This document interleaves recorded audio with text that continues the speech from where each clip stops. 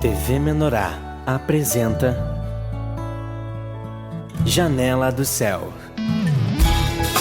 Inicia na TV Menorá, um programa com entrevistas. Janela do Céu. Boa noite, estamos iniciando agora o programa Janela do Céu. Que o Senhor Jesus possa iluminar e fortalecer a todos que nos acompanham, que nos assistem, que todos possam cada dia mais ter um encontro real e vivo com o nosso Senhor Jesus Cristo, porque é Ele que dá sentido para a nossa vida.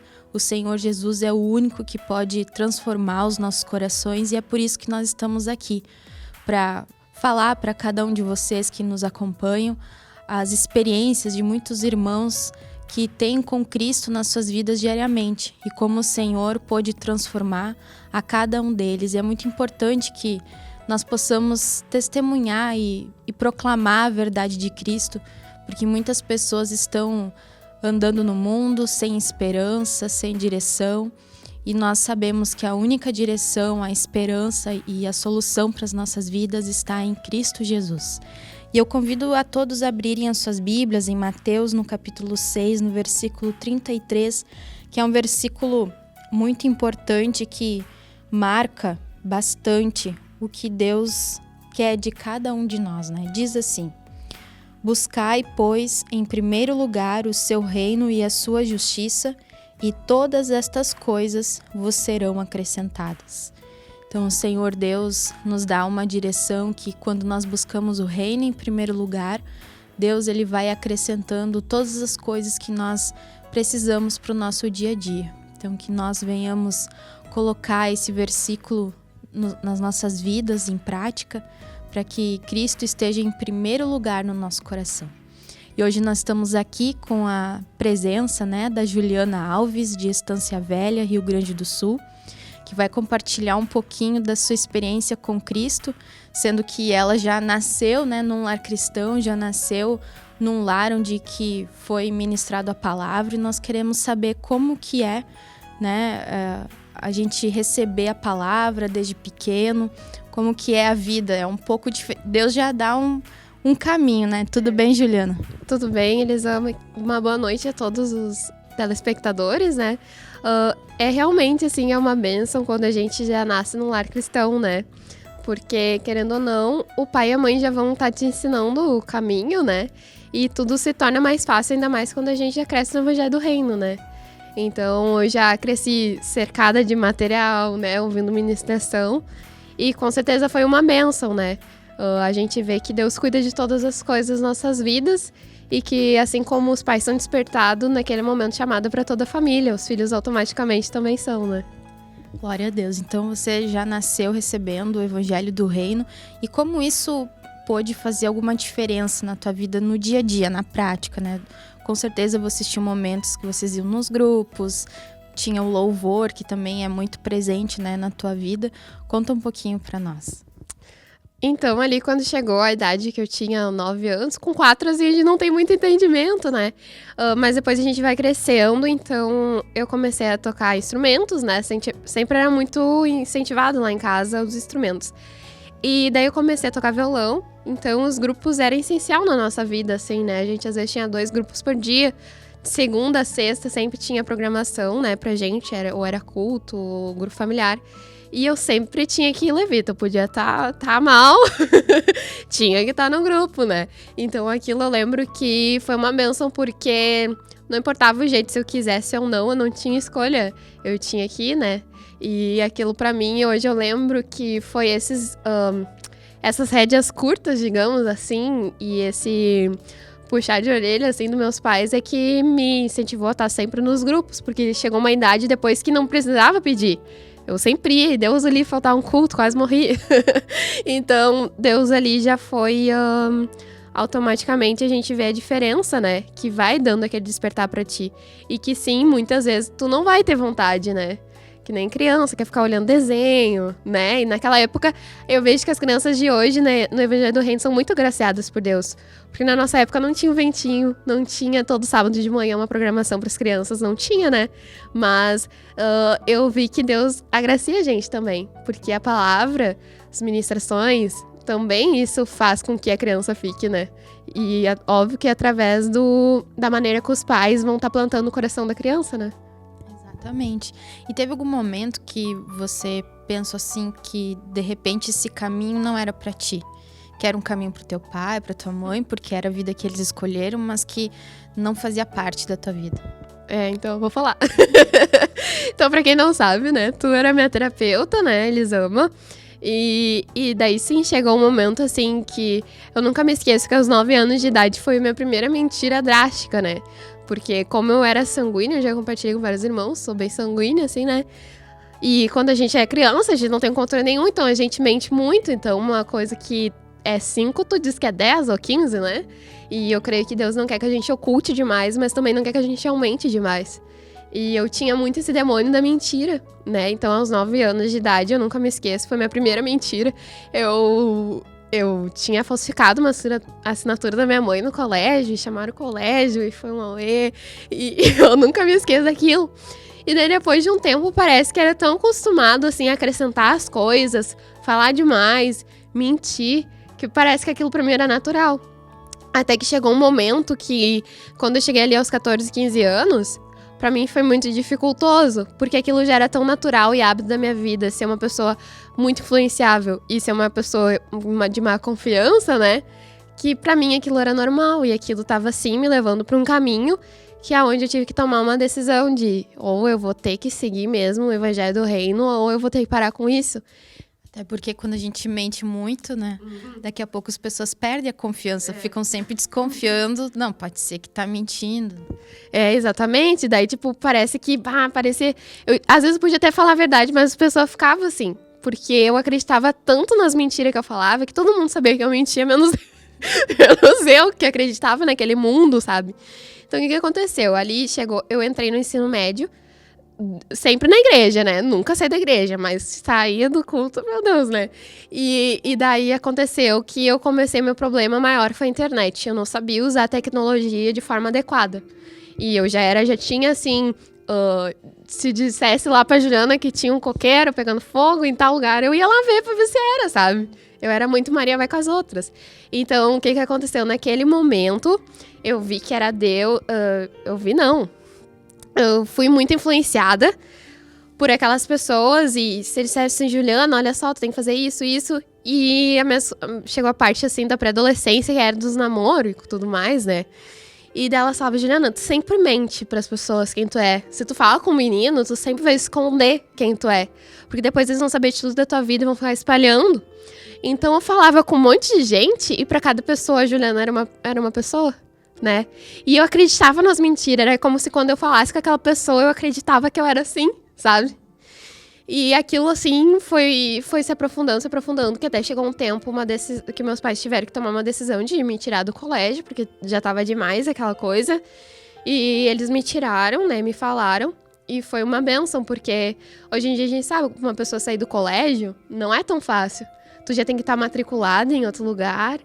E assim, Deus fez um arranjo tão bom que a mulher lá que tava responsável disso faltou aquele dia. E era uma guria, assim, da minha idade que tava lá. Simplesmente deu o meu histórico pra mãe, a mãe só assinou. E assinou os papel. E não foi tão fácil, assim, porque eu tinha uma bolsa de 100% num colégio particular. Assim, acho que era um dos melhores de Novo Hamburgo, que dizem, né? E as minhas notas não eram tão ruins pra mim simplesmente pegar e sair do colégio, assim, né? Então, aquilo com certeza foi uma decisão muito forte, porque eu já tinha a bolsa do colégio e eu ia ganhar, tipo, um técnico judiciário, que meu sonho era ser advogada pra falar. Pra ver, né, que não é nada disso que a gente pensa. E... pra enrolar bastante. Vai enrolar bastante, pessoal. Enfim, então, ali eu vi, tipo, digamos assim, os sonhos, entre aspas, que eu tinha, indo tudo por água abaixo, né? E eu amei. Então, aquele ano de 2015, assim, foi muito bom pra mim. Porque todas as coisas que eu fazia escondido veio à tona. Então, umas coisas, assim, que meus pais fizeram era nunca esconder a minha condição perante a igreja pra dizer que a Juliana era uma bênção, né? Eu sempre glorifico a vida deles por causa disso que eles fizeram. Porque quão feio, às vezes, é tu ver um filho perdido e tu dizer pros outros que ele é uma benção por causa de vergonha. E a minha mãe saía gritando pra todo mundo quem eu era. porque era um pedido de socorro, de ajuda que ela queria, que não queria que eu me desviasse de Deus. Ela dizia, eu vou lutar com todas as minhas forças, mas tu não vai sair da igreja. Ela falava, tu não vai, eu vou lutar por ti. Ela sempre falou isso, né? E era daquele jeito dela, né? Gritando e tudo mais. Então, às vezes, as pessoas vinham elogiar eu, falar assim, mas, Juliana, é uma bênção. E a mãe dizia, não, amado, vem aqui um minutinho. Eu vou te falar quem é a Juliana. Então, sempre minha vida foi muito exposta. Então, Deus sempre teve que me expor muito. Tu sabe, né? E daí, isso foi, com certeza, eu vi que foi ali que Deus começou a me limpar. Porque daí não tinha mais, sabe, o que eu esconder, o que eu mentir. Não tinha mais como eu esconder algo, né? Então, Deus trabalha muito forte na minha vida por meio da exposição. Porque eu acho que pra, assim, aniquilar a camada sanguínea é só por meio disso, né? Porque a gente sempre quer demonstrar algo que a gente não é, né? Então, essa foi a obra aí. E que glória a Deus, né? Eu não saí, tô aqui ainda pela misericórdia de Deus, né? É verdade. E o sair da igreja, na verdade, é o sair da presença do Senhor. E é algo que nós precisamos lutar, né? Por todas as pessoas. Naquilo que é da nossa alçada, naquilo que faz parte da nossa comissão, a gente tem que insistir, né? Incentivar as pessoas, levar a palavra, mostrar o caminho para que elas não venham se perder, enfim, filhos, pessoas da família, naquilo que é daquilo que faz parte, né, da nossa responsabilidade. A gente precisa fazer para que todos nós possamos, porque por um período, às vezes, a gente precisa ser carregado. Porque às vezes a gente tá tão fraco, tá passando por situações tão difíceis, né? E essa fase da pré-adolescência, adolescência, juventude, é difícil os irmãos passarem com vitória.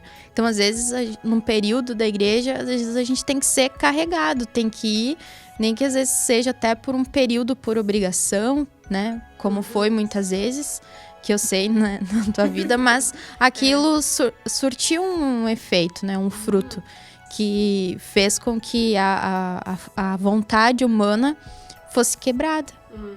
E hoje, com certeza, eu acredito que tu dê glória a Deus, porque tiveram pessoas que fizeram isso por ti, né? Verdade, Elisama.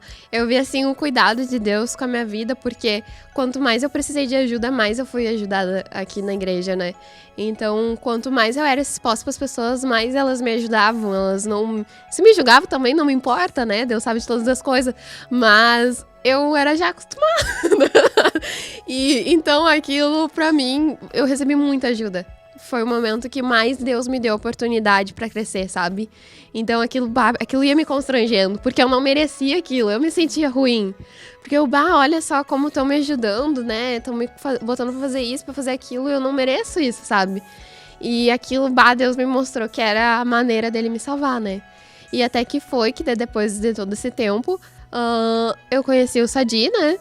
E a gente se falava pela internet, pra quem não sabe, sou de meu marido.